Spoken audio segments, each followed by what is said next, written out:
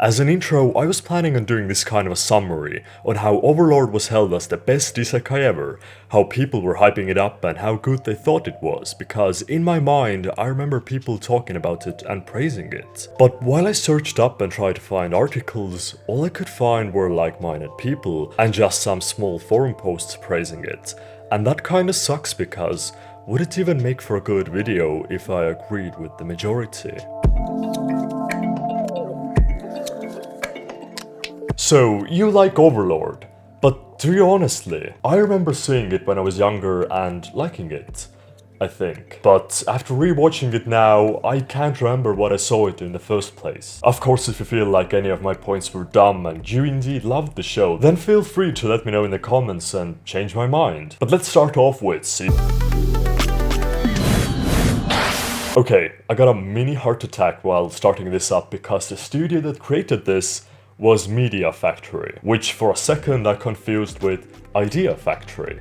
And if you don't know who Idea Factory is, well, they're a factory who create the worst ideas in existence. Now, there isn't much point in talking about the transportation phase because it's very straightforward and doesn't play much role in the overall story. He's playing a game in real life and he's having one final party in the game before the servers get shut down. But when the fateful time arrives, nothing happens. Instead, all the NPCs can now talk and move like real people. And it's even a double isekai, because while he was transported into the game world, the castle that was in the game world was also transported into another world. There's no mentioning of the real world almost ever again, and he honestly doesn't care about going back, so why should we? For all we know, he might be comatose from a Red Bull binge while playing it. Again, like with How Not to Summon a Demon Lord and many others, the main reason it's an isekai is to make him very overpowered. But here, they actually try to play it off in a smart way, which they get a small clap for.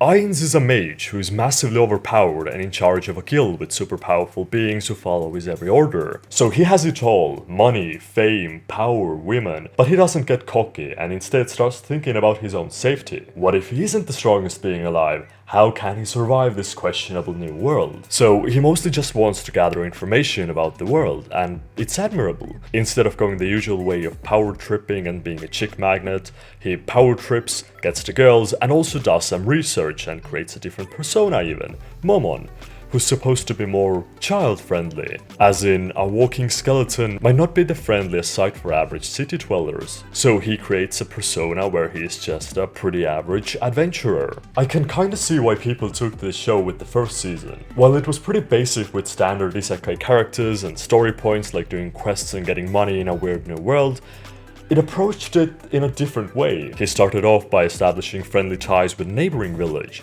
to learn more information and didn't show his whole hand from the beginning but held back. Of course, that doesn't mean it good. It just hit the most basic points to be considered watchable. But as it is the first season of 3, it can be counted as an appetizer of sorts. So let's get on with the main dish.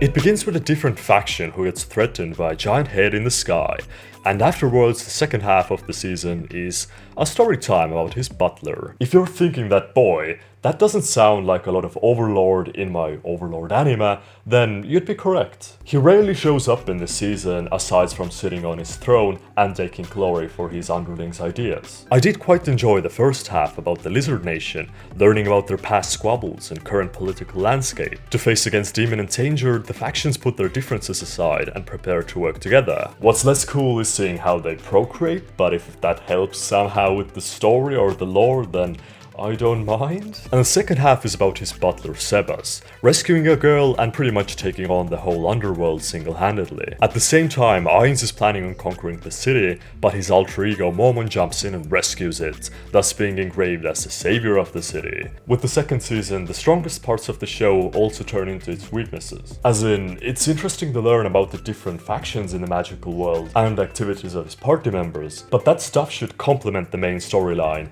not replace it, which is also pretty bare bones at this point. Overlord himself doesn't have much plans aside from taking over the world, which wasn't even his plan to begin with. So it all just seems like a bunch of little stories that could be cool on their own, but don't add up too much in the overall scheme of things. It also gets really convoluted, since Overlord is allied with everyone as Momon and against everyone as Ainz, and it gets really difficult to remember what the hell he has done, as in which character and which plan is he enforcing at a certain time. Like, he has good relations with the first city, but they are allied with the main city who hate him, but he's also allied with them as Momon and It tries to make itself more diplomatic and appear intelligent by showing off a neighboring king, talk with his advisors, and sure, it is plot development in a way, but it's not necessarily needed for the viewer to understand what's going on. It's like, I can talk to you about this toaster that I have, and you will get a better idea about who I am, how I spend my money, what my living situation is. But as a plot development tool, there are many better ways that won't bore you to death and have a bigger impact. We're watching this show from the perspective of the Overlord.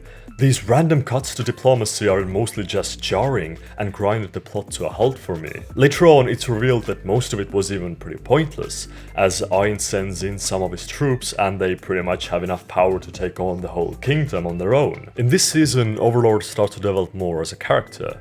It's cool that he's playing both sides and isn't a basic boy, at least not anymore. He's an actual demon, and that's addressed in the show. He doesn't feel anything about humans and will kill them at a moment's notice, since he, after all, is undead. The problem here is that he's the villain, not even an anti-hero or a greyish character like Light who has good intentions but does them in a questionable way. He's an actual villain, and while shows can work with a villain being in the lead and even be remembered because of them, he lacks the charm to bring the viewers, or at least me, to like him. With this, we've reached a point where I don't like the main character, the story bores me, and I can't see it going anywhere interesting. Is there even any hope for... So, we're in the endgame, and it's not getting any better. Yes, we have more vines, and now he's capturing adventurers as guinea pigs for his tests, but of course for every action, there is an equal and opposite reaction.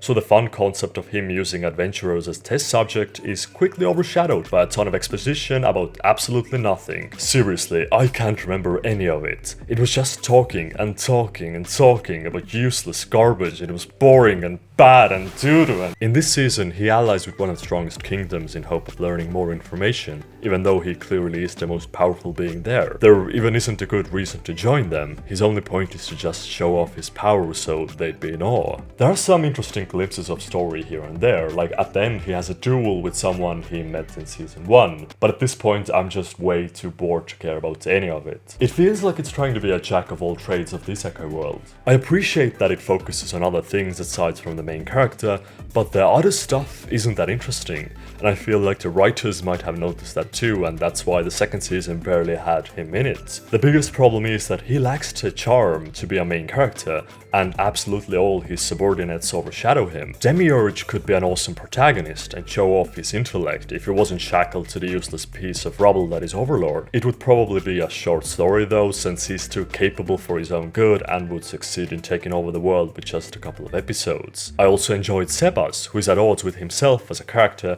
who is in a villainous guild but has a soft side to him. At this point I even prefer Pandora's actor over Overlord, since he seemed like he could bring some cringy fun to the show. And while the side characters might be interesting on their own, in this jumbled mess of a story, they can't stand out enough to make it all work. Also, stop putting stuff after credits. Either do it all the time or none of the time. I've probably missed a lot of clips because by default you have nothing at the end, but then sometimes you randomly do put something at the end, and I only notice when the show ends and the final end screen comes up, but I can clearly see that there's still like 5 minutes of running time left, so just all the time or none of the time. Going back to the question at the very beginning, why do so many of us, or at least me, have fond memories of it, while it actually doesn't warrant any of them? Well, it hits many of the marks that a good show has to. It features a wide cast of colorful characters, has a main character who is very different from usual heroes, and has a story where the main focus is gathering information and strategizing. But it completely fails on a deeper level. None of the characters are fleshed out enough to make the story worth it. The main character isn't likable, and the story involves way too much useless information for a quite generic storyline. You gave us so much world development, but we still barely know anything about it because it was done at a microscopic level. Kinda like trying to piece together the world of SimCity one pedestrian at a time. So I can see why people would be fond of it. Isn't it human after all to remember the best aspects of your past, even though it might not have been that great? just as long as it stood out somehow. So if I'd have to give it a score, I would say 6 out of 10. It did have a tiny bit more good than it did bad. But thanks for watching this video, I hope you enjoyed it. I know it's a bit different than usual with less jokes and more, I don't know, serious in nature, but don't worry, next week we're going back to the jokes, the skits, the whatever weird stuff I have. And the weirdness doesn't stop there because of an anime. I'm going to be reviewing a manhwa, Solo Leveling. So don't forget to subscribe, hit the notification bell not to miss that, and I'll see you then. Cut.